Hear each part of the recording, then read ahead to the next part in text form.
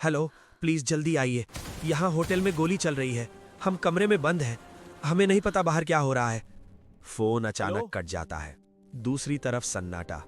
26 नवंबर 2008 की रात Mumbai police control room में आई ये कॉल किसी एक होटल की नहीं थी।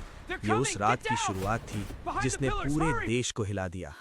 26 नवंबर 2008 बुधवार, मुंबई की एक सामान्य सी शाम। ऑफिस से लौटते लोग, रेलवे स्टेशन पर भीड़, कैफे में बैठे दोस्त, होटलों में ठहरे विदेशी मेहमान, सब कुछ रोज जैसा ही था। लेकिन अरब सागर की अंधेरी लहरों के बीच एक छोटी नाव चुपचाप शहर की ओर बढ़ रही थी। इन नावों में थे 10 प्रशिक्षित आतंकवादी। वे पाकिस्तान के कराची से समुद्री रास्ते से आए थे। जांच में सामने आया कि वे लश्कर-ए-तैयबा से जुड़े थे। रास्ते में उन्होंने भारतीय मछली पकड़ने वाली नाव कुबेर को कब्जे में लिया और उसके चालक दल की हत्या कर दी।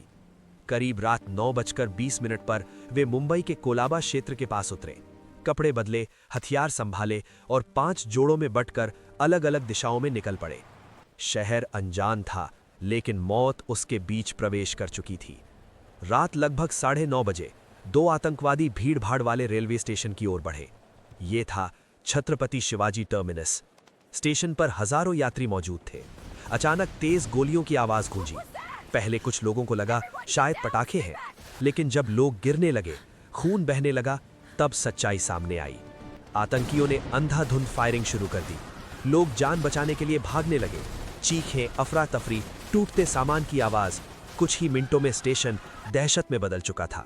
दर्जनों लोग मारे गए, कई घायल हुए। लेकिन ये सिर्फ शुरुआत थी। उसी समय शहर के अन्य हिस्सों में भी हमले शुरू हो चुके थे। कोलाबा का मशहूर लियोपोल्ड कैफे, जहां विदेशी पर्यटक और स्थानीय लोग बैठे थे, वहां भी अचानक फायरिंग हुई। हंसी खुशी का माहौल कुछ ही पलों में चीखों में बदल गया। फिर निशाना बना मुंबई की पहचान, Taj Mahal palace hotel. Hotel मेहमानों से भरा था। 2 आतंकवादी अंदर घुसे और उन्होंने गोलियां चलानी शुरू कर दी। कई लोगों को बंधक बना लिया गया।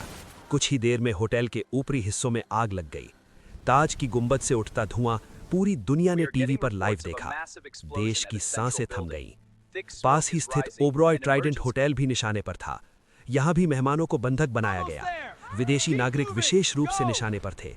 कोलाबा का यहूदी केंद्र नारिमन हाउस, जहां एक यहूदी परिवार और अन्य लोग मौजूद थे, उन्हें भी बंधक बना लिया गया। अब यह स्पष्ट हो चुका था कि ये कोई अलग अलग घटनाएं नहीं थीं। ये एक सुनियोजित बहुस्थानिक आतंकी हमला था। मुंबई पुलिस तुरंत सक्रिय हुई, लेकिन उनके पास सीमित संसाधन थे। कई पुलिसकर्मी साधारण हथियारों से लैस थे, जबकि आतंकियों के पास आधुनिक असॉल्ट राइफलें और ग्रेनेड थे। सीएसटी से आगे बढ़ते आतंकियों का सामना पुलिस से हुआ। कामा अस्पताल के पास हुई मुठभेड़ में महाराष्ट्र एटीएस प्रमुख हेमंत करकरे, अशोक कामटे और विजय सालस्कर शहीद हो गए। देश स्तब्ध रह गया। इस बीच सीएसटी पर हमला करने वाले 2 आतंकियों में से एक मुठभेड़ में मारा गया, लेकिन दूसरा अजमल कसाब जिंदा पकड़ा गया। ये घटना पूरे मामले में एक बड़ा मोड़ थी। कसाब की गिरफ्तारी ने साजिश का पर्दाफाश किया। पूछताछ में उसने बताया कि वे पाकिस्तान से आए थे, उन्हें ट्रेनिंग दी गई थी और उनका उद्देश्य अधिकतम जान माल का नुकसान करना था। उधर ताज, ओबरॉय और नरिमन हाउस में बंधक संकट जारी था।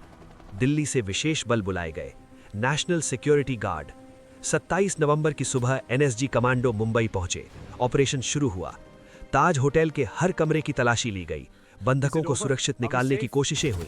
आतंकियों से लगातार मुठभेड़ चलती रही। ओबरॉय होटल में भी ऑपरेशन जारी रहा।